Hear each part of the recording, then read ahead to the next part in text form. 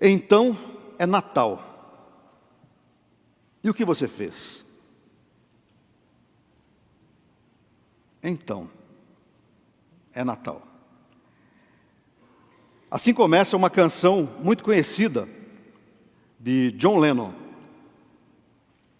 No Brasil, esta canção foi gravada por Simone, cantora popular brasileira. Ainda que não tenha nenhuma conotação religiosa e muito menos cristã, creio que a pergunta desta música, desta letra, seja muito pertinente a nós hoje, 22 de dezembro de 2019. Então é Natal. E o que você fez? O que você fez ao longo desse ano? No período do Natal, dois dos símbolos mais lembrados são a manjedoura e a estrebaria. Ao longo desse ano, você se lembrou destes símbolos? Manjedoura, estrebaria? Da manjedoura, da estrebaria e de toda a realidade que elas representam. Você se lembrou disso ao longo desse ano? Há muito mais coisas envolvidas nelas, nestas palavras, estrebaria e manjedoura, do que podemos imaginar. E eu gostaria de meditar com você nesta manhã a esse respeito. Parece-me, por conta do chamado espírito natalino, estas palavras, manjedoura e estrebaria, parece-me, elas perderam um pouco a sua capacidade de dizer o que significam nesse contexto do nascimento de Jesus. Então talvez fosse melhor utilizar vocábulos sinônimos, que fazem mais sentido, especialmente para nós brasileiros. Assim, ao invés de falarmos em manjedoura, falaremos de coxo. Talvez isso fale mais à nossa cultura. E ao invés de estrebaria, falarei de curral. E o título de nossa meditação é esse que você vê na tela: o coxo e o curral. Diante disso, é possível dizer que, junto a Jesus, com Jesus, nascido num curral e colocado num coxo de boi, nasceram também, junto com ele, junto com o menino, nasceram três realidades que podem fazer a diferença na vida de todos nós. Naquele curral, naquele coxo, não estavam apenas o menino Jesus, não nasceu apenas o menino Jesus. Nasceram três realidades que podem, de fato, transformar a sua vida. A primeira dessas realidades é que naquele coxo, naquele curral, nasceu junto com Jesus, nasceu o perdão. Mas não nos enganemos. Não foi Jesus quem inventou o perdão. O perdão não veio à humanidade lá naquele curral e naquele coxo. O conceito da misericórdia que conduz ao perdão sempre existiu na sociedade humana. A questão é que, como todos os demais sentimentos humanos, o perdão é formado, moldado e aplicado de acordo com o tempo, de acordo com a cultura e de acordo com as intrincadas relações sociais que fazem das pessoas seres humanos. Pecado para uma sociedade, perdão, são completamente diferentes para outras sociedades. Ou seja, por mais estranho que pareça ser, o conceito do perdão muda de acordo com a cultura, com o tempo e com o local. Para nós cristãos do século 21, olhar para algumas leis e normas do Antigo Testamento pode ser uma tarefa bem difícil. Afinal, separa-nos do Antigo Testamento a geografia, o tempo, a cultura, a religião e, como consequência disso tudo, os valores. É tudo diferente. Portanto, o conceito também é diferente. Se o seriado da década de 60, chamado O Túnel do Tempo, talvez você tenha assistido, se o seriado chamado O Túnel do Tempo pudesse nos transportar para os tempos do Antigo Testamento, ficaríamos especialmente chocados em ver como viviam e como se relacionavam os hebreus. Veja comigo a lei que retrata a noção da justiça indenizatória no Antigo Testamento. Ela encontra-se no livro do Êxodo, capítulo 21, versículos 22 ao 25. Eu farei a leitura e você poderá se atentar nela. Diz o texto de Êxodo: se homens brigarem e ferirem uma mulher grávida, e forem causa de que aborte, porém sem maior dano, aquele que feriu será obrigado a indenizar segundo o que lhe exigir o marido da mulher que abortou, e pagará como os juízes lhe determinarem. Mas, diz o texto, mas se houver dano grave, então darás vida por vida, olho por olho, dente por dente, mão por mão, pé por pé, queimadura por queimadura, ferimento por ferimento e golpe por golpe. Eu vou reler. Se homens brigarem e ferirem uma mulher grávida e forem a causa de que aborte, porém sem maior dano, aquele que feriu será obrigado a indenizar segundo o que lhe exigir o marido da mulher, e pagará como os juízes lhe determinarem. Mas se houver dano grave, então darás vida por vida, olho por olho, dente por dente, mão por mão, pé por pé, queimadura por queimadura, ferimento por ferimento, golpe por golpe. Aparentemente, a noção de justiça indenizatória parece ser adequada. Se alguém ferir uma mulher grávida e esta vier a perder o filho, o agressor deverá indenizá-la. Parece justa. Mas vejam que o aborto causado pela agressão não era tido como algo grave. Pois no versículo 23 é que se inicia a noção do que seria algo grave. Mas, se houver dano grave, ou seja, se a mulher for ferida, então, e tão somente então, será vida por vida, olho por olho, dente por dente, mão por mão, pé por pé, queimadura por queimadura, ferimento por ferimento, golpe por golpe. E eu concluiria com um sonoro: e salve-se quem puder. Esta era a noção de justiça indenizatória no Antigo Testamento. Para nós, cristãos do século 21, muito difícil de se entender.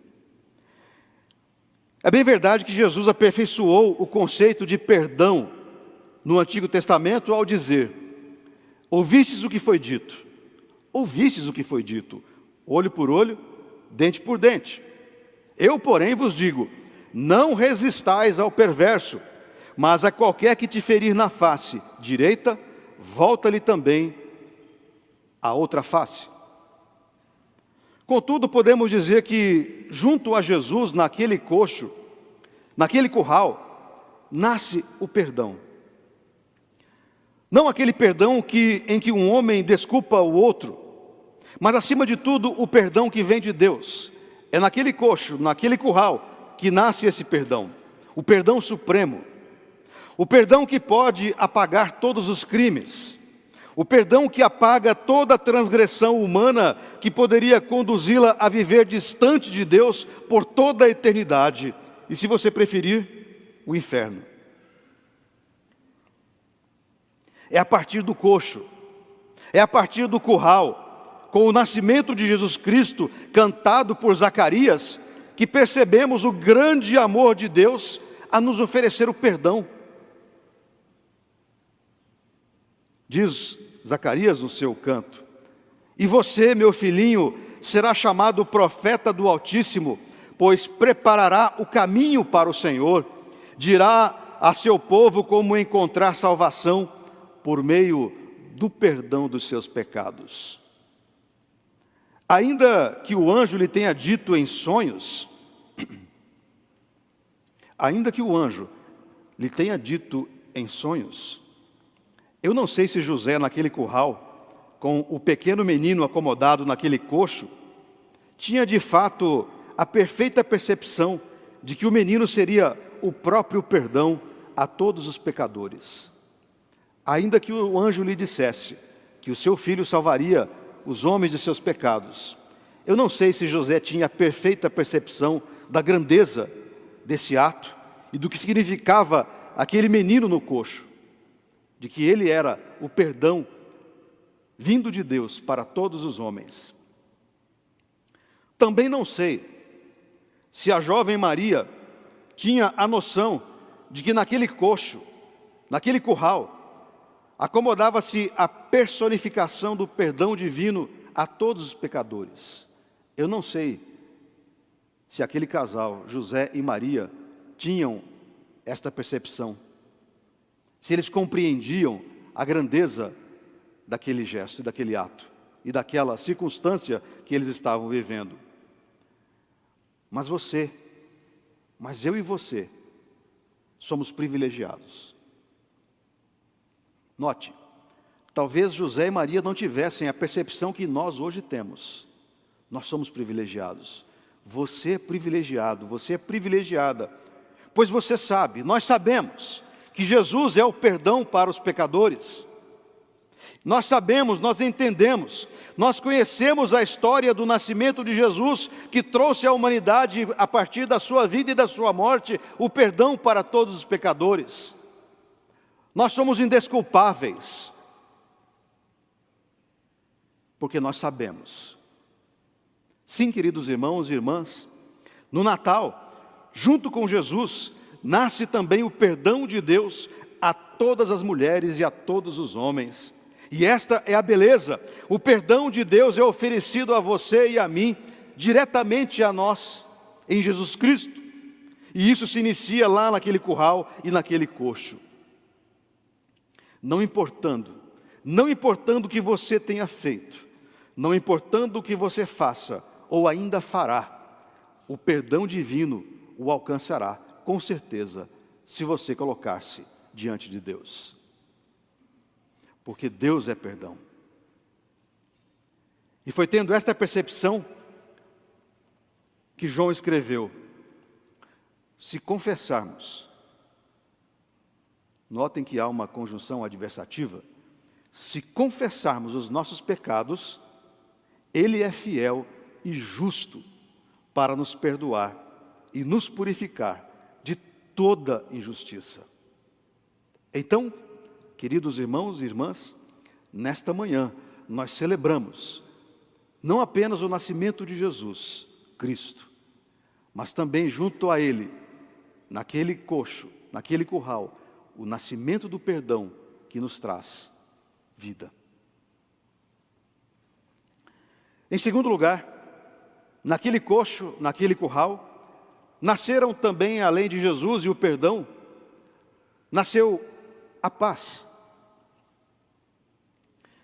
Imagino que paz seja uma das palavras mais conhecidas e proferidas desde a fundação do mundo, em todas as culturas e nações.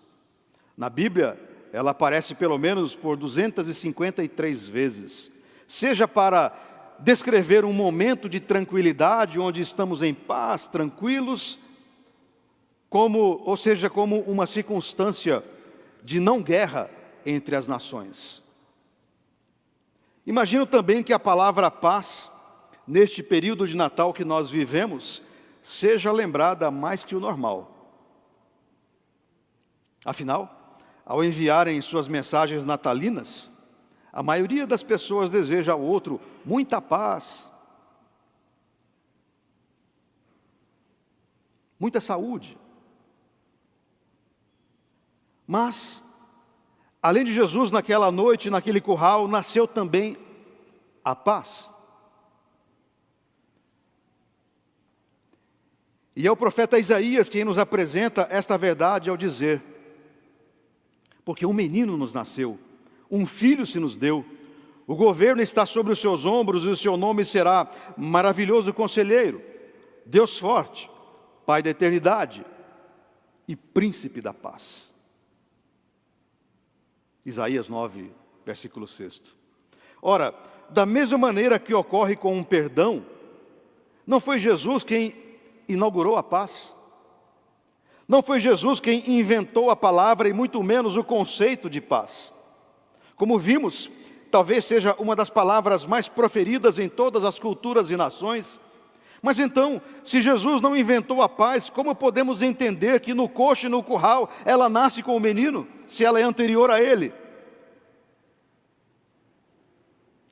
Ron Heifetz, professor da Universidade de Harvard, tem uma frase muito interessante que diz: liderança é a arte de decepcionar pessoas a uma taxa que elas consigam suportar. Liderança é a arte de decepcionar pessoas a uma taxa que elas consigam suportar. Pois bem, nesse sentido, Jesus, como líder, decepciona a muitos, pois a paz a ele atribuída não era aquela paz esperada.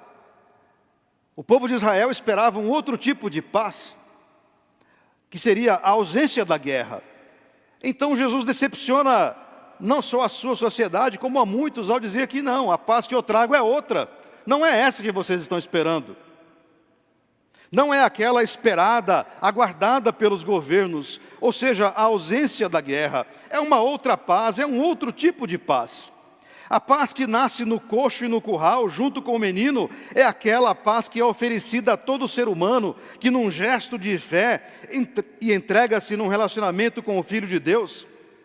E este, por sua vez, oferece ao ser humano o perdão como paga, como retribuição pelos pecados cometidos.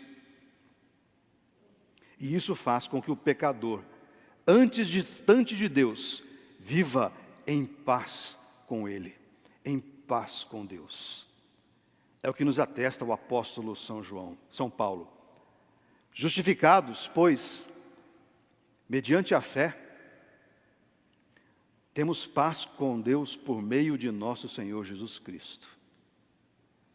Justificados, pois, mediante a fé, temos paz com Deus por meio de nosso Senhor Jesus Cristo. Há algo em você que o transtorna e não permite que se realize?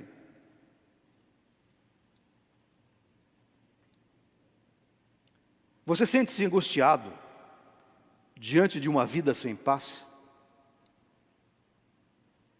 Saiba, você pode alcançá-la onde menos se esperaria: no curral e no coxo.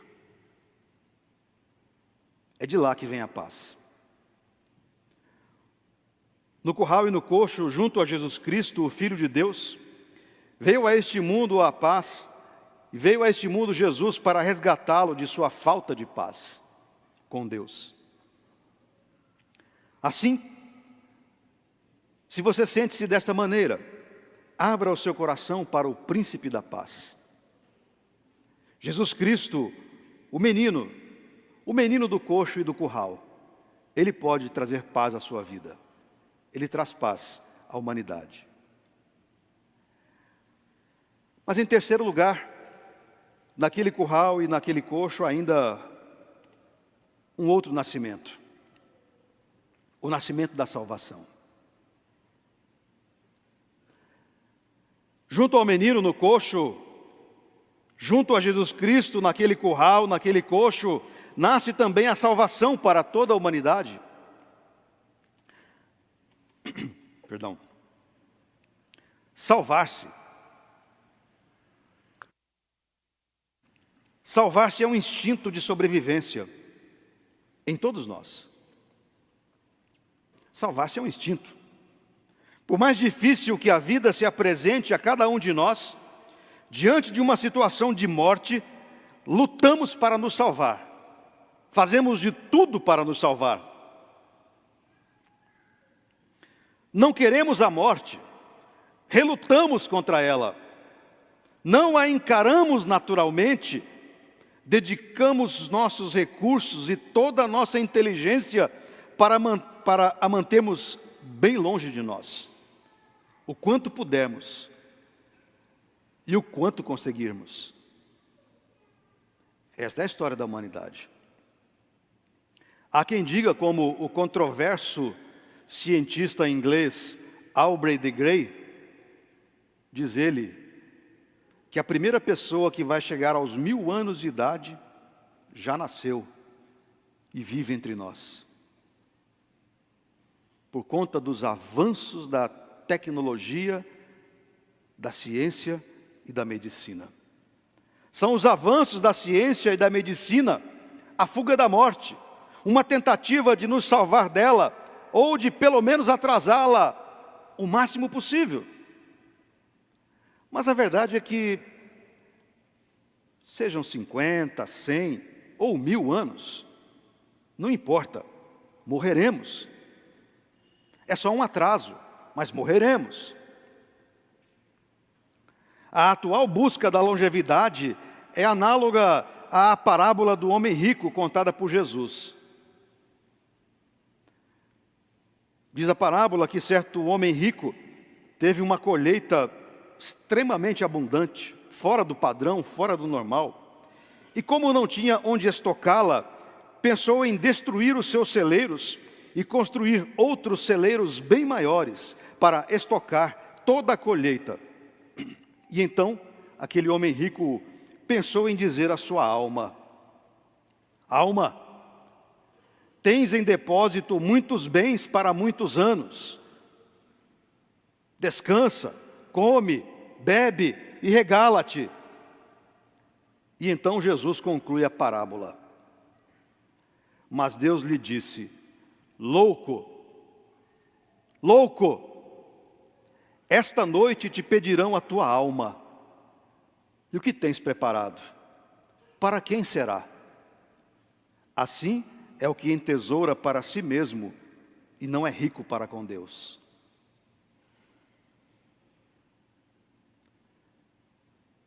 Fugimos da morte, achando que estamos entesourando a nossa vida. Mas não importa, um dia morreremos e um dia se fará a pergunta: louco, esta noite te pedirão a tua alma, o que tens preparado? A salvação que Jesus Cristo inaugura no coxo e no curral não é a salvação do corpo, não é a salvação da longevidade. Ainda que saibamos que devemos cuidar do corpo, e isso pode até ser uma parte da nossa espiritualidade, o cuidado com o corpo, devemos cuidar, é verdade. Mas ainda assim, a salvação não é a do corpo.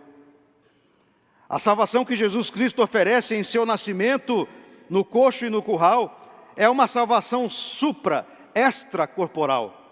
É a salvação para outra dimensão da vida humana, a salvação que nos conduz à vida eterna, desfrutando a presença de Deus, se você preferir, a salvação da alma. Você está preocupado com a sua morte?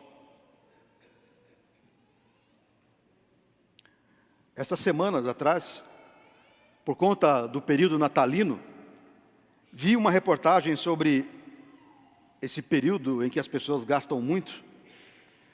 Uma reportagem sobre as dívidas de final de ano, em que as pessoas acabam fazendo por conta das compras natalinas.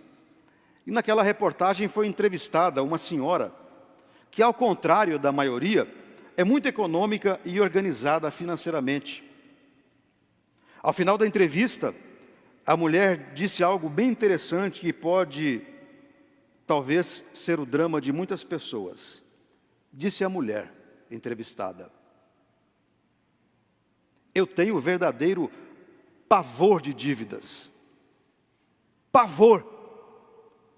E concluiu: e de morrer também.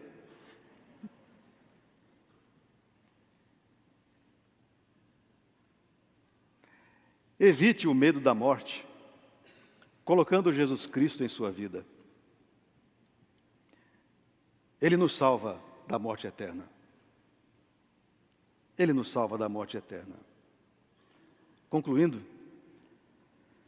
depois de percebermos o que aconteceu há 2000 anos atrás, aproximadamente, naquele curral e naquele coxo, em Belém, somos confrontados, eu e você, que aqui está nesta manhã, somos confrontados com uma realidade muito mais séria e muito mais profunda que a realidade das compras, das trocas de presentes e das ceias fartas.